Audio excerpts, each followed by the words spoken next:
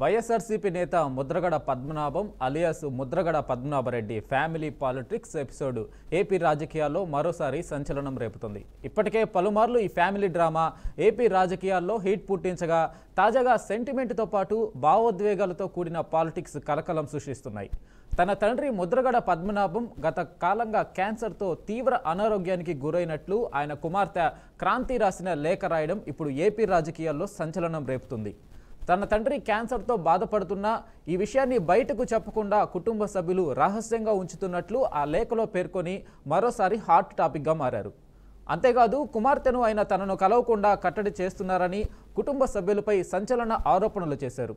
ముద్రగడ ఆరోగ్యం బాగోలేదని, ఆయనకు క్యాన్సర్ వచ్చినా తన సోదరుడు గిరిబాబు వైద్యం చేయించడం లేదంటూ ఇటీవల ముద్రగడ కూతురు క్రాంతి తన సోదరుడు గిరిబాబుపై సంచలన ఆరోపణలు చేశారు. అయితే తన కూతురు రాసిన లేఖపై ముద్రగడ రియాక్ట్ అయ్యారు. ముద్రగడ పద్మనాభంకి క్యాన్సర్ అంటూ కుమార్తె క్రాంతి చేసిన ఆరోపణలపై ఆయన ఘాటుగా స్పందించారు. తనకు క్యాన్సర్ అని చెప్పడాన్ని ఆయన తీవ్రంగా ఖండించారు. వృద్ధాప్యం వల్ల వచ్చిన ఆరోగ్య సమస్యలే తప్ప క్యాన్సర్ లేదని తేల్చి చెప్పారు. తన కుమారుడి ఎదుగుదలను ఓర్వలేకే కొందరు దుష్ప్రచారం చేస్తున్నారని ఆయన మండిపడ్డారు. తనను బంధించారని, మానసికంగా హింసిస్తున్నారని వస్తున్న వార్తలను ముద్రగడ తీవ్రంగా ఖండించారు. రాజకీయంగా తన కొడుకును ఎదుర్కోలేకే ఇలాంటి కుట్రలు చేస్తున్నారని ఆవేదన వ్యక్తం చేశారు. తనపై వస్తున్న తప్పుడు ఆరోపణలపై 2 రోజులుగా మౌనంగా ఉన్న ముద్రగడ సోమవారం స్పందిస్తూ ప్రజలకు బహిరంగ లేఖ రాశారు.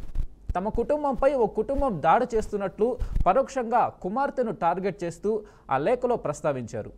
ఏడాది నుంచి తాము తన కూతురు కుటుంబానికి పూర్తిగా దూరంగా ఉన్నామని ఆయన ఈ లేఖలో తెలిపారు. ఆయన తన చిన్న కుమారుడు గిరిబాబు ఎదుగుదల చూడలేక వారు అసూయతో రగిలిపోతున్నారని ఆరోపించారు. తనకు క్యాన్సర్ వచ్చిందని, ఇంట్లో బంధించి వైద్యం చేయించడం లేదంటూ తప్పుడు ఆరోపణలు చేశారని కుమార్తెకు కౌంటర్ ఇచ్చారు.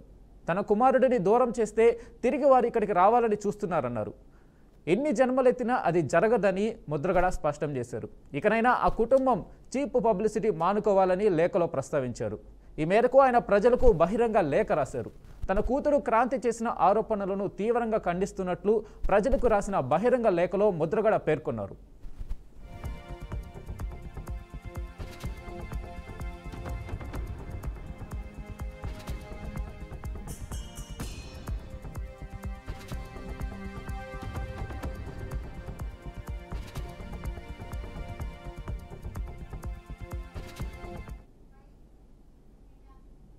ఇక దీనిపై పూర్తి విశ్లేషణ అందించడానికి అనలిస్ట్ జయరామ్ గారు ఉన్నారు. జయరామ్ గారు నమస్తే అండి. నమస్తే అండి. సో ముద్రగడ పద్మనాభం విషయంలో ఏం జరుగుతుందంటారు? ఆమె కూతురు క్రాంతి ఒక లేఖ విడుదల చేయడం, దానికి కౌంటర్గా ఆయన నాకు క్యాన్సర్ లేదంటూ ఆయన తరపు ఫ్యామిలీ నుంచి ఆయన రాసినట్టుగా బహిరంగ లేఖ బయటికి రావడం, ఆ ఫ్యామిలీలో ఏం జరుగుతుందంటారు సార్?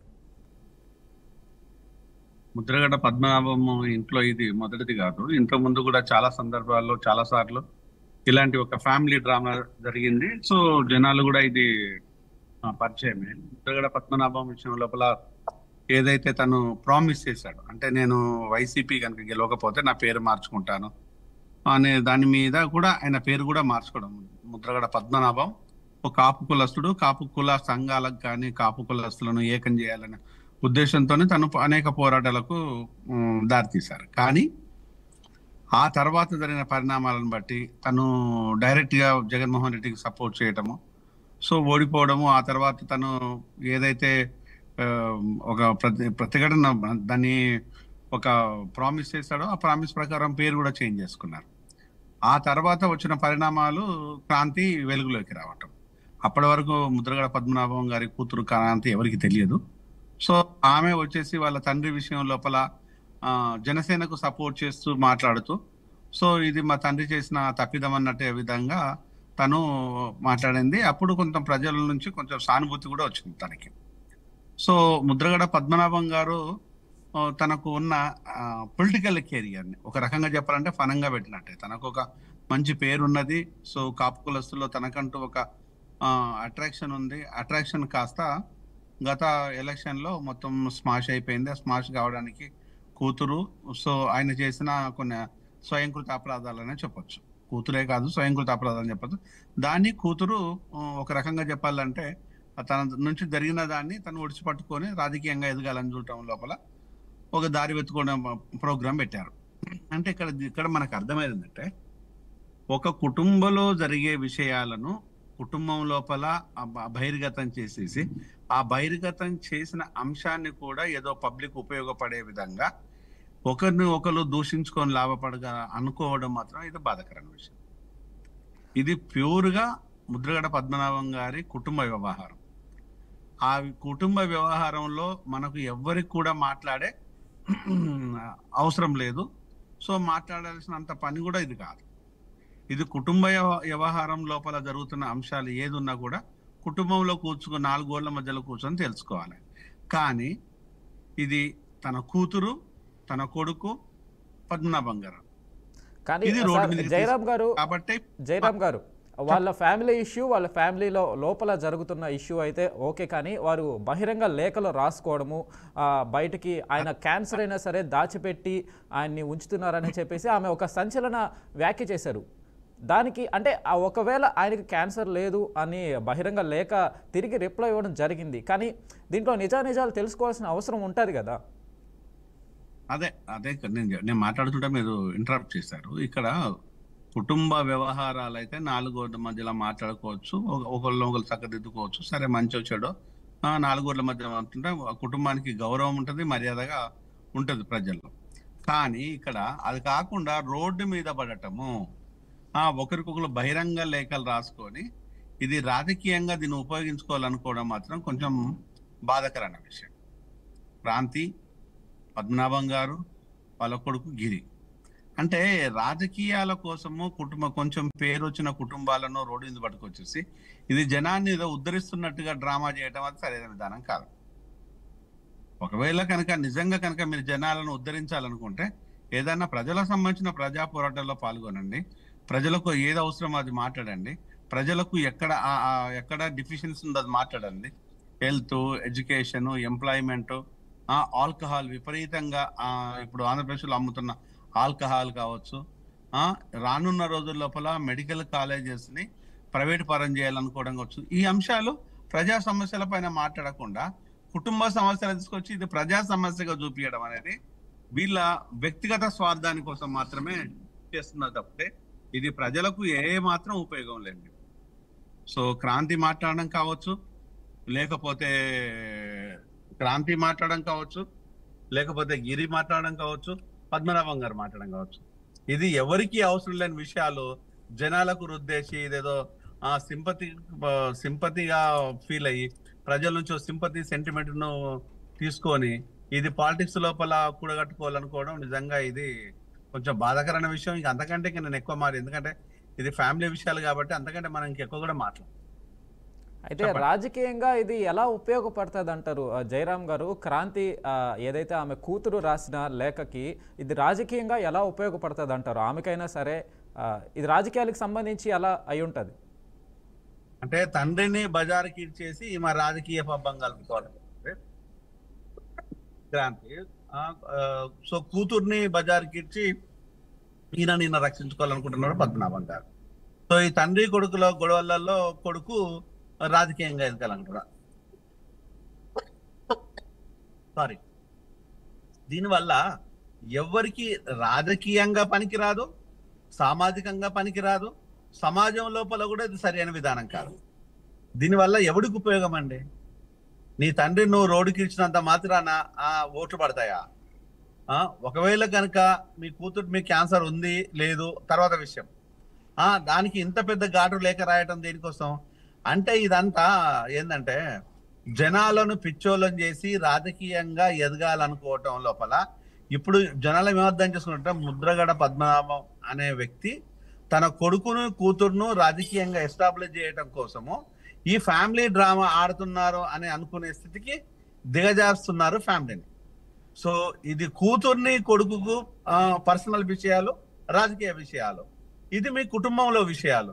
దీన్ని రోడ్ల మీదకి లాక్కోవడం దేనికోసం అంటే జనాల లోపల వీళ్ళేదో ఉద్ధరిస్తున్నట్టుగా.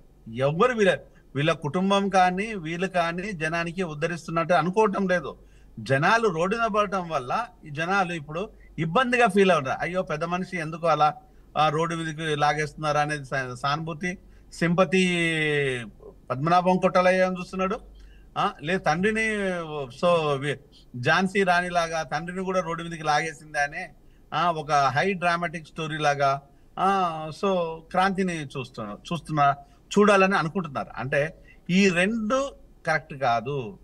వీళ్ళ రాజకీయ అవసరాల కోసము, రాజకీయ అభివృద్ధి కోసము ఈ ఫ్యామిలీ సెంటిమెంట్ ను పెట్టేసి డ్రామా ఆడుతున్నారు అనేది ప్రజలు అనుకోక ముందుకు దీన్ని సైలెంట్ గా క్లోజ్ చేస్తే బాగుంటుంది అనేది నా సిన్సియర్ అడ్వైజ్ పద్మనాభం గారికి, ప్లస్ క్రాంతికి, ప్లస్ గిరికి కూడా. సార్ వాళ్ళ ఫ్యామిలీ ఇష్యూస్, ఆమె కూతురు, ఆయన తండ్రి ఏంటి అసలు ప్రతిసారి లేఖల గొడవలు ఏంటి? తండ్రికి కూతురు లేఖ రాయడాలు, మళ్ళీ అది లేఖ రూపంలో ఆయన రిప్లై ఇవ్వాల్సిన అవసరం లేదు కదా, ఆమెకి డైరెక్ట్గా ఫోన్ చేసి మాట్లాడవచ్చు, బహిరంగ లేఖ రాయాల్సిన అవసరం ఏంటి? ఒకవేళ ఆయన ఏదైనా చెప్పాలి అనుకుంటే డైరెక్ట్గా నేరుగా కూడా వీడియో బయటలో కూడా ఇవ్వచ్చు. ఈ లేఖలేంటి? లేఖలు ఎందుకు రాసుకుంటున్నారు ఒకరికొకళ్ళు తండ్రి కూతుళ్ళు? అంటే దీన్ని ప్రచారాస్తరంగా మలుచుకోవచ్చు. Cheap tricks. ఇది ఫ్యామిలీ పాలిటిక్స్ అనే కంటే cheap politics, cheap tricks. Cheap గా ఇవన్నీ ఈ ట్రిక్స్ తప్పితే దేన్ని చూడలేం. నిజంగా కాపు సమాజానికి, కాపు ప్రజల కోసము ఈయన పోరాటాలు చేసిన చరిత్ర ఉన్నది పద్మనాభం గారికి. ఇప్పుడు కాపు సమాజానికి ఈ కుటుంబం రోడ్ల మీద పడితే వీళ్ళ కుటుంబాన్ని చక్కదిద్దుకోనోడు కాపు సమాజాన్ని గురించి ఏం మాట్లాడతారంటే ఏం చేస్తారు? ఇది పద్మనాభం గారి ముందున్న క్వశ్చన్.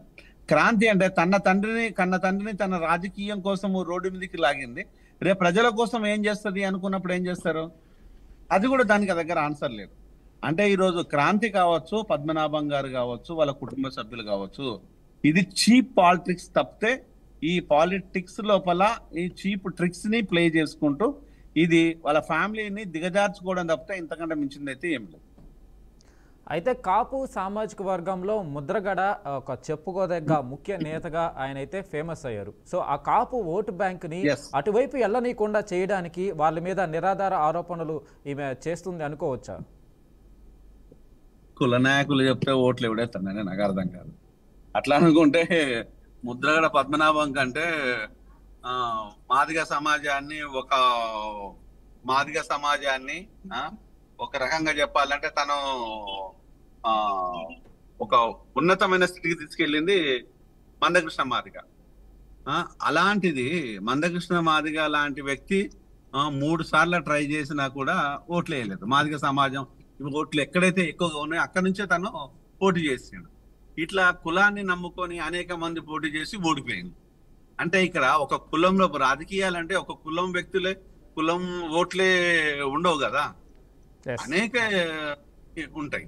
అంటే దీంట్లోపల ఆ మాత్రం కామన్ సెన్స్ ఉండాలి, ఆ మాత్రం కూడా మనం ఆలోచించాలి. ఇట్లా కాదు, ఇది రాజకీయాలు అనేటివి ప్రజలకు సంబంధించినది, కుటుంబానికో కులానికో సంబంధించింది కాదు అనేది కామన్ సెన్స్ వాళ్ళకు ఉంటే బాగుంటుంది అనేది నా పర్సనల్ ఫీలింగ్. ప్రజలు మర్చిపోయారు ఈ ఫ్యామిలీని, ఎందుకంటే ఆయన ఓటమి పాలయ్యారు, వైఎస్ఆర్సీపీ పార్టీలో చేరి ఓటమి పాలయ్యారు. సో ప్రజలు మర్చిపోయారు కాబట్టి మళ్ళీ ఒకసారి ప్రజల్లోకి రావాలి, గుర్తు చేయాలని చెప్పేసి ఇవన్నీ చేస్తున్నారంటారా? తప్పకుండా. ప్రజలు ఎందుకు అనుకోరు? ఇప్పుడు క్రాంతి పద్మనాభం గారు ఆడుతున్న తండ్రి కూతుళ్ళు లేకపోతే తండ్రి కొడుకులు ట్రయాంగిల్ వీళ్ళ ఫ్యామిలీ స్టోరీని దీన్ని ఎవరు రకరకాలుగా అనుకుంటారు, డెఫినెట్ గా అనుకుంటారు. దాన్ని ముద్రగడ పద్మనాభం లాంటి ఒక వ్యక్తి ఇంత చీప్ ట్రిక్స్ ని ప్లే చేయడం అనేది మంచిది కాదు. ఆయన కూతురుగా ఉన్న క్రాంతి కూడా మంచిది. అసలు కులాలను ప్రేరేపించి, కులాలను రెచ్చగొట్టి, కులాలను మీదనే బతకాలనుకున్న ఏ ఒక్కరిని కూడా రాజకీయాలలో ఉండనివ్వకూడదండి. నా పర్సనల్ ఫీలింగ్ ఇది. కులాలతోని పనిచేసే నా కులము అనుకున్న కులంతోనే ఉండు, నీకు రాజకీయాలు ఎందుకు? ఓ కుల సంఘం పెట్టుకో, కులంతో ఉండాలి. జయరాం గారు, కేవలం కాపులు ఓట్లేస్తే పవన్ కళ్యాణ్ గెలవలేదు కదా? అదే నేను చెప్పేది. కాపులు ఓట్లేస్తే పవన్ కళ్యాణ్ గెలవడు, కాపులు ఓట్లేసినంత మాత్రాన మందకృష్ణ గెలవలేదు. అక్కడ గెలిచిండే మన మందకృష్ణ. అంటే మందకృష్ణ కంటే ఒక స్ట్రాంగ్ లీడర్ ఏం కాదు కదా పద్మనాభం.